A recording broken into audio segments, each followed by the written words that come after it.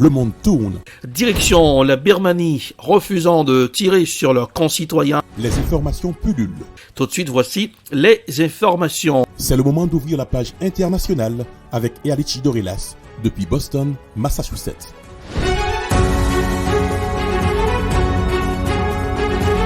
Mesdames, Messieurs, bonsoir. Deuxième sortie de la page internationale pour cette semaine depuis la newsroom de la capitale des grandes universités du monde, Boston, Massachusetts.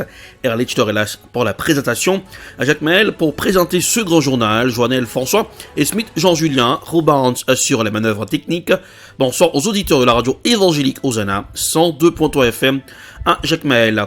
En Afghanistan, depuis l'annonce du retrait des troupes américaines dans le pays, les talibans intensifient leur offensive contre le régime de Kaboul. Ils gagnent du terrain dans plusieurs grandes villes du pays. Voici un reportage signé TV5 Monde. Une ville entière et ses 200 000 habitants appelés à évacuer. À Lashkargah, au sud de l'Afghanistan, le réveil est brutal.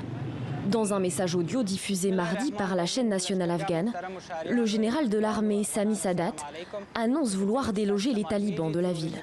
Frères et sœurs, partez de chez vous dès que possible. S'il vous plaît, faites sortir votre famille et votre entourage. Nous allons affronter les talibans et combattre durement. Autre grande ville, autre offensive de l'armée afghane. Ces derniers jours, les habitants de la ville d'Herat ont vu arriver les forces spéciales. Des commandos afghans déployés en plus des forces régulières qui luttent contre les insurgés dans les faubourgs de la ville. Mais la guerre inquiète les habitants. Les gens ont peur. Les jeunes femmes et les femmes âgées ne sortent plus à Herat. Et même les femmes qui travaillent dans les administrations n'y vont plus. Lashkargah, Herat, mais aussi Kandahar, deuxième ville du pays dans le sud de l'Afghanistan.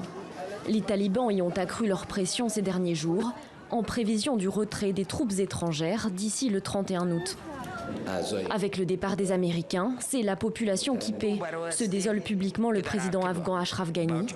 Face aux députés ce lundi, il a promis un retour au calme dans 6 mois. Direction la Biélorussie, je dirais que c'est un crime. Tikhanovskaya soupçonne Minsk après la mort de Shishov. La chef de l'opposition bélarusse a été reçue ce mardi par le Premier ministre britannique Boris Johnson. Elle dit ne pas croire à la thèse du suicide dans le cas de la mort de Vitaly Shishov. Voici un reportage signé Euronews. La chef de l'opposition bélarusse, Svetlana Tikhanovskaya, a été reçue ce mardi par Boris Johnson à Londres. Une rencontre qui coïncide avec la découverte macabre à Kiev du corps d'un autre opposant, Vitaly Shishov, pendu dans un parc. Certains soupçonnent un assassinat maquillé en suicide. Je dirais qu'il s'agit d'un crime, mais je ne peux pas l'affirmer avant les résultats de l'enquête. Tous ceux qui sont au Bélarus et ceux qui sont en exil doivent prendre soin d'eux, parce que nous voyons bien que le régime ne reculera devant rien pour vous atteindre dès lors qu'il a la volonté d'agir. La visite de Tikhanovskaya à Londres est la dernière étape d'une tournée diplomatique qui l'a menée à Paris, Berlin et récemment Washington, alors que l'opposition bélarusse est dans une position délicate. Le régime d'Alexandre Loukachenko est soupçonné d'être à l'origine de la mort de l'activiste en Ukraine et ces derniers jours, une athlète bélarusse participant aux Jeux Olympiques de Tokyo a trouvé refuge en Pologne après que les autorités de son pays ont tenté de la forcer à rentrer au Bélarus. Au début de l'année, après l'arrestation d'un journaliste opposant à bord d'un avion détourné vers Minsk, Boris Johnson avait averti Loukachenko que ses actions auraient des conséquences. Quelques mois plus tard, ces agissements antidémocratiques semblent se poursuivre.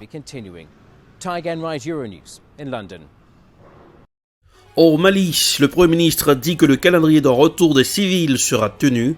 Le Premier ministre de transition malien Choguel Kokala Maïga a assuré lundi que les élections censées ramener les civils au pouvoir auraient lieu comme prévu en février-mars 2022. Voici un reportage signé Africa News. Le Premier ministre malien a tout récemment présenté son plan d'action gouvernemental aux membres du Conseil national de transition à Bamako. Choguel Kokala Maïga qui a assuré à cette occasion que les élections censées ramener les civils au pouvoir auraient lieu comme prévu en février-mars 2022. Parce que les élections sont un processus et non une fin en soi, nous devons œuvrer à leur réhabilitation et à leur crédibilité. Malgré la bonne volonté affichée, le doute persiste quant à la faculté des autorités à tenir les échéances dans les 7 mois qu'il leur reste, car les obstacles auxquels le Mali est confronté sont considérables.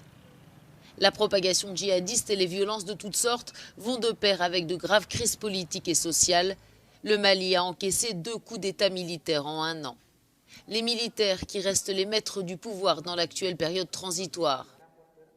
Le 24 mai, le colonel Assimi Goïta, chef de la junte, a fait écarter le président et le premier ministre de transition avant de se faire déclarer président et de nommer un nouveau chef de gouvernement en la personne de Choguel Kokala Maïga. Explosion du port de Beyrouth, Human Rights Watch souligne ces négligences criminelles.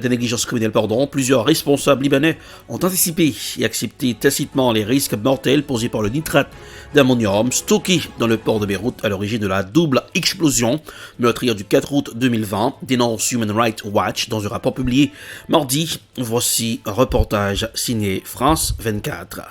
Ils nous ont tués de l'intérieur. Voici le titre accablant du rapport de Human Rights Watch. 127 pages, des correspondances officielles, jamais rendues publiques, des entretiens avec des responsables gouvernementaux, sécuritaires et judiciaires libanais. Et les conclusions de l'enquête sont sans appel.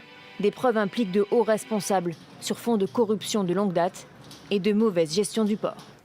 Ce que notre rapport a montré, c'est que toutes ces personnes que nous avons nommées savaient non seulement qu'il y avait du nitrate d'ammonium, mais elles connaissaient les dangers posés par le nitrate d'ammonium. Et elles avaient la responsabilité d'agir, et elles n'ont pas agi. Car lorsque le navire accoste à Beyrouth le 20 novembre 2013, les autorités libanaises savent que dans sa cale sont chargées 2700 tonnes de nitrate d'ammonium. Censé prendre le large vers le Mozambique, le bateau est alors immobilisé, car il présente de nombreux défauts techniques. À l'époque, et à plusieurs reprises, les douaniers alertent. 6 courriers sont envoyés. Aucune réponse n'est apportée. Toujours selon l'enquête, les ministères des Travaux publics, des Transports, de l'Intérieur, le commandement de l'armée, le renseignement militaire, le directeur de la Sûreté générale étaient aussi au courant de la présence de nitrate d'ammonium. Une lettre de la sécurité de l'État est même envoyée au président Michel Aoun et au Premier ministre Hassan Diab 2 semaines avant l'explosion. En vertu du droit international, c'est une grave violation des droits de l'homme. C'est une violation de l'un des droits les plus fondamentaux, le droit à la vie. Car l'explosion a pris 218 vies, plus de 7000 personnes sont blessées, 150 sont handicapées et les dégâts psychologiques sont incommensurables. L'enquête libanaise se veut rapide et sérieuse, mais là encore le rapport de Human Rights Watch est cinglant. Failles procédurales, problèmes systémiques, immunité de hauts responsables politiques, violation de procédures régulières. À ce jour, aucun responsable n'a été inquiété. L'Iran intronise son nouveau président ultra-conservateur, Ibrahim Raïssi. Le nouveau chef d'État qui succède au président sortant modéré Hassan Rouhani entame un mandat de 4 ans. Parmi ses principaux défis, redresser l'économie et relancer les pourparlers pour sauver l'accord international sur le nucléaire. Voici un reportage signé I24 News. Près de 2 mois après son élection, Ibrahim Raïssi est officiellement le 8e président iranien. Il succède à Hassan Rouhani. Dans une cérémonie retransmise en direct par la télévision d'État, le religieux ultra-conservateur a été intronisé mardi matin par le guide suprême Ali Khamenei. L'ayatollah décrit Ibrahim Raïssi comme un homme sage. Conformément au choix du peuple, j'intronise l'homme sage, infatigable, expérimenté et populaire Ibrahim Raïssi comme le président de la République islamique d'Iran. Coronavirus oblige, seul un nombre limité de responsables ont été conviés à la cérémonie. Parmi eux, Enrique Mora, le négociateur de l'Union européenne chargé du dossier du nucléaire iranien. Une présence vivement critiquée par Israël. La décision de l'Union européenne d'envoyer un haut représentant à la cérémonie d'investiture du boucher de Téhéran est surprenante et montre une erreur de jugement. Élu pour un mandat de 4 ans, Ibrahim Raïssi doit redresser une économie minée par les sanctions américaines, mais aussi par la crise sanitaire. Le pays est le plus durement touché au Proche et Moyen-Orient par la pandémie de Covid-19. Mais le nouveau président doit aussi relancer les pourparlers pour sauver l'accord sur le nucléaire iranien, même si Ibrahim Raïssi a d'ores et déjà assuré qu'il défendra les intérêts nationaux. Nous chercherons certainement à lever les sanctions oppressives, mais nous ne lierons pas les conditions de vie de la nation à la volonté des étrangers. Maintenant officiellement investi, Ebrahim Raïssi doit prêter serment jeudi devant le Parlement iranien. Il doit aussi présenter ses candidats pour les différents postes ministériels qui composeront son gouvernement. Et voilà, c'est la fin de la page internationale au grand journal du 14 mars aujourd'hui. Présentation, Erlich Dorelas, production Ed Prod, réalisation Télébeltor pour le camp de la radio évangélique Osana, 102.3 FM, 1 Jacques Mel. Repérage de température pour aujourd'hui, Boston, 78 degrés Fahrenheit, 78 degrés Fahrenheit et 26 degrés Celsius. À Jacmel, 86 degrés Fahrenheit, 30 degrés Celsius. Aujourd'hui, c'est mardi, deuxième sortie. Passez un excellent mardi. Bonsoir Rubens, bonsoir Joannel, bonsoir Smith, Jean-Julien. Et gardez le sourire, car le sourire, ça rajeunit le visage. Bonsoir, à demain. C'était la page internationale avec Erlich Dorelas.